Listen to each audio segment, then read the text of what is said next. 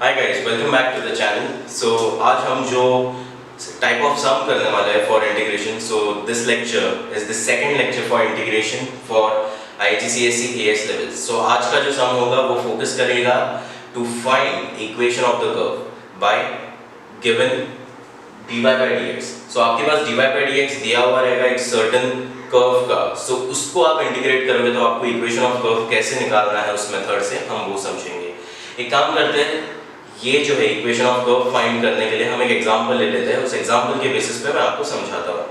So let me read out the question. The question is the equation of a curve is such that dy by dx is equal to 3 upon under root x minus x। ये equation मैंने लिखा हुआ है। अभी ये जो dy by dx है ना, ये ग्रेडियंट देता है आपको कर्व का। ये कर्व का इक्वेशन नहीं है, ये ग्रेडियंट है। सो ग्रेडियंट से आपको इक्वेशन निकालना है कर्व का। कैसे करेंगे? we'll get to that soon. Given that the curve passes through point 4, 6, so curve passes through 4, 6। इस पॉइंट के थ्रू कर्व पास कर रहा है। Okay, so let's take this equation first और देखते हैं कि ये हम सॉल्व कैसे कर सकते हैं। We need to find equation of the curve. Find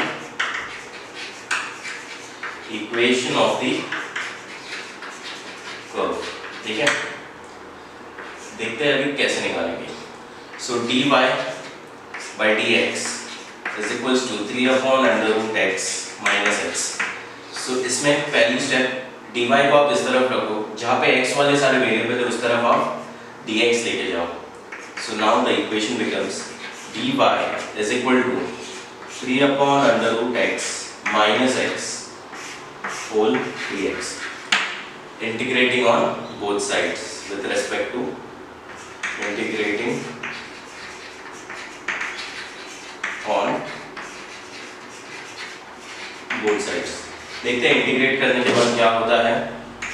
so first of all you have to write it this way, dy is equal to, integration का आपने अगर लेक्चर नंबर 1 देखा होगा तो उसमें मैंने बताया था कि आप इंटीग्रेशन के साइन को टर्म्स में डिस्ट्रीब्यूट कर सकते हो। So I can write integral 3 upon under root x dx minus integral x dx।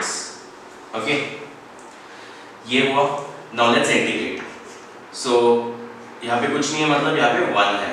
So 1 dy that becomes y is equal to, इसको इंटीग्रेट करने के लिए 3 को बाहर रखेंगे, 3 कांस्टेंट है। Integral 1 upon under root x है, जिसको मैं लिख सकता हूँ x to the power -1/2। अगर आपको इंडाइसिस आता है तो ये आप कर पाओगे। इंडाइसिस ये समझने के लिए इंडाइसिस जरूरी है। इसका मतलब क्या है, मैं शॉर्ट में बताता हूँ। 1 upon under root x का मतलब होता है it's 1 upon x to the power 1/2। कभी भी अंडर रूट होता है तो उसका मतलब होता है जो टर्म है उसके पावर में 1/2 है। और अगर ये डिनोमिनेटर को मैं न्यूमरेटर में लेके जाता हूँ, so I get x to the power -1/2। Got it? So ऐसे मैंने 1 upon under root x को x to the power -1/2 यहाँ पे लिखा है। And the next term is x dx। Okay, I hope ये आपको समझा होगा। I am erasing this. Okay, now getting to the next part. ये इंटीग्रेशन को हमने डिस्ट्रीब्यूट कर दिया। Now let's integrate. क्या मिलेगा हमें इंटीग्रेट करके? Will get y is equal to 3 ऐसे ही रहेगा। x के पावर में आपको 1 ऐड करना है। अभी x का पावर है -1/2, so it becomes +1, so that becomes positive 1/2। जो पावर है उसी से आपको डिवाइड भी करना है। Plus minus minus minus. Okay, minus integral x dx था, तो अभी x को इंटीग्रेट करोगे तो क्या मिलेगा? x²/2। फिर से क्या किया, x के पावर में 1 ऐड किया और पावर से डिवाइड किया।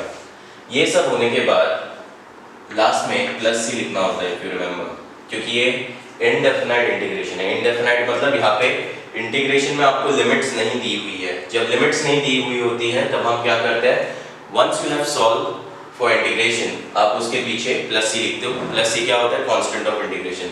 Now let's quickly simplify this. y is equal to, ये 2 इसके साथ मल्टीप्लाई हो जाएगा 1/2 सम सॉल्व मार के, so it becomes 6 under root x, x to the power 1/2 का मतलब है under root x minus x² by 2 plus C. Okay, मेरे पास अभी ये इक्वेशन आ चुका है। ओके, सो ये मेरे कर्व का इक्वेशन है, this is equation of curve. लेकिन यहाँ पे भी एक प्रॉब्लम ये है कि मेरे पास प्लस सी की वैल्यू नहीं है, प्लस सी की वैल्यू निकालनी है। तो हम क्या करेंगे, एक पॉइंट उन्होंने हमें दिया हुआ था कि कर्व पासेस थ्रू 4,6 बोला है क्वेश्चन में। मतलब क्या, we need to put 6 in place of y and 4 in place of x। So ये जो वैल्यू है 4, this is your x coordinate, and ये जो वैल्यू है 6, this is your y coordinate. Okay, so ये चीजें हम इस इक्वेशन में सब्स्टिट्यूट करते हैं, देखते हैं हमें c की वैल्यू मिलती है क्या। So when you put y as 6, it becomes 6 equal to 6 under root 4 minus 4 square by 2 plus c। इसको आगे सिंप्लीफाई किया जाएगा, therefore 6 as it is, 6 into 2 हो जाएगा minus 16 by 2 plus c। So 16 by 2 gets cancelled, you are left with 8. 6 into 2 12, therefore 6 is equal to 12 minus 8 plus c। That means 6 is equal to 4 plus c, therefore c is equal to 2। okay, c की value आ गई, almost done. अभी ये c की जो value है हम equation number 1 में substitute करेंगे। So what will I get as my solution, यहाँ पे नीचे आंसर लिख रहा हूँ final, therefore equation of curve